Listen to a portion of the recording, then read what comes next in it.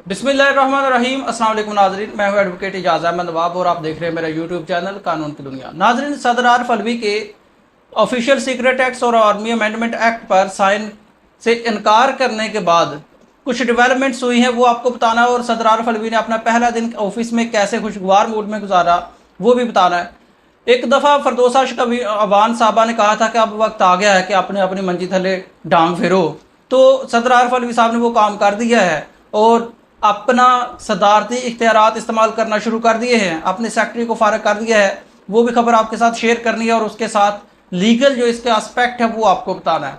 सबसे पहले बताता चलूँ कि डॉक्टर आरिफ अलवी सदर पाकिस्तान ने जो दो बिल थे, ऑफिशियल सीक्रेट एक्ट और आर्मी अमेंडमेंट एक्ट, उन पर इनकार, अपने साइन इनकार करने के बाद ये जब ट्वीट किया खुदा को बनाकर, तो पाकिस्तान में, पूरी सियासत में, पूरी दुनिया में एक भूचाल सा आ गया कि एक मुल्क का सरबराह, रियासत का सदर, रियासत का सरबराह और चीफ कमांडर, उसके साथ ऐसा कैसे हो सकता है। उसके बाद सदर पाकिस्तान पर एक प्रेशर आया, एक कंपेन चली कि इस्तीफ़ा दे दो, रिज़ाइन कर दो। दूसरी तरफ एक कंपेन चली कि जिम्मेदारान को सजा दो। ये दो कंपेनें चली।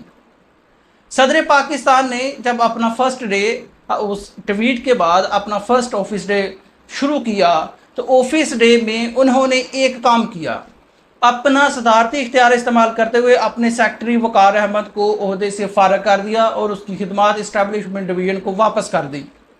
एक तो ये सदारती इख्तियार का इस्तेमाल था और दूसरा ये तासर दिया कि हाँ भाई, ये जो मेरा स्टाफ है इसने मेरी बात नहीं मानी थी। अब जब डॉक्टर सदर आरिफ अलवी साहब ने वकार अहमद सेक्रेटरी को अपने ओहदे से फारग किया, तो उसके बाद ओहदे से फारग होने के बाद, सेक्रेटरी के ओहदे से फारग होने के बाद, वकार अहमद ने एक लेटर लिख दिया और उस लेटर में लिखते हैं कि मेरे पास सबूत हैं, इंक्वायरी करवाई जाए तो मैं साबित करूंगा कि डॉक्टर आरिफ अलवी ने मुझे वो जो बिल थे वो वापस नहीं किए।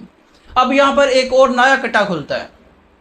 डॉक्टर आरिफ अलवी साहब कह रहे हैं कि मैंने अपने स्टाफ को कहा था कि ये बिल वापस कर दो, और जो स्टाफ है वकार अहमद वो कह रहा है कि बिल वापस ही नहीं आए। दूसरी तरफ बिल वापस पहुंचकर कानून भी बन चुका है और जो बिल वापस पहुंचे थे वो कानून बनने के बाद इम्प्लीमेंट भी हो चुका है। इम्प्लीमेंट होकर वो कानून, वो ऑफिशियल सीक्रेट एक्ट जो कि अब मुतनाज़ा कानून बन चुका है, जिसको कानून बनाने वाला कहता है मैंने कानून नहीं बनाया, जिसको आइन कहता है कि अगर इस पर साइन नहीं हुए, दस्तखत नहीं हुए तो ये कानून बनना ही नहीं है, उस कानून पर अमल दरामद भी शुरू हो चुका। इस्लामाबाद हाई कोर्ट के चीफ जस्टिस ने उस कानून की बुनियाद पर एक कोर्ट कायम कर दी, स्पेशल कोर्ट, स्पेशल अदालत कायम कर दी ऑफिशियल सीक्रेट एक्ट के हवाले से, और उसमें शाह महमूद कुरैशी को पेश भी कर दिया और उसका 4 रोज़ा जिस्मानी रिमांड भी ले लिया गया। उसके बाद जब ये तहकीकात होंगी तो मुख्तलिफ वाज़ह सूरत हाल आएंगी, लेकिन उससे पहले इस कानून पर अमल दरामद नहीं किया जा सकता, क्योंकि सदर पाकिस्तान कह रहे हैं मैंने इस पर साइन नहीं किए, और इसकी तौसीक कर दी वकार अहमद ने कि वाकई साइन नहीं किए, मुझे तो वो बिल मिले ही नहीं है साइन शुदा। उसके बाद इसकी तौसीक ये वजारत कानून ने भी कर दी कि हाँ वो तो दस्तखत शुदा बिल वापस नहीं आए थे, तो 10 दिन हो गए, तो हमने समझा कि ये कानून बन गया है, इसलिए हमने कवानीन बना दिए। ये सूरत हाल है। डॉक्टर आरिफ अलवी ने अपने सदारती इख्तियारात को इस्तेमाल किया और दूसरी तरफ उन्होंने वाज़ह पैगाम दिया उन लोगों को जो कह रहे थे कि डॉक्टर आरिफ अलवी को रिज़ाइन करना चाहिए और प्रेशर बिल्डअप करने की कोशिश की थी। उसके जवाब में डॉक्टर आरिफ अलवी ने कल एक तो मुलाकात की सऊदी अरब के वज़ीर हज व उम्रा से और तस्वीर जारी करवाई। दूसरी तरफ डॉक्टर आरिफ अलवी ने ऑडिटर जनरल ऑफ पाकिस्तान से मुलाकात की और वीडियो जारी करवाई। डॉक्टर आरिफ अलवी ने अपने फर्स्ट डे ये जो ऑफिशियल सीक्रेट पर दस्तखत वाला मामला है उसकी बाबत एक लेटर लिखा निगरान वज़ीर आज़म पाकिस्तान अनवारुल हक काकड़ को। उसकी बाबत एक लेटर लिखा chief justice of Pakistan supreme, उसकी भी इतलात हैं।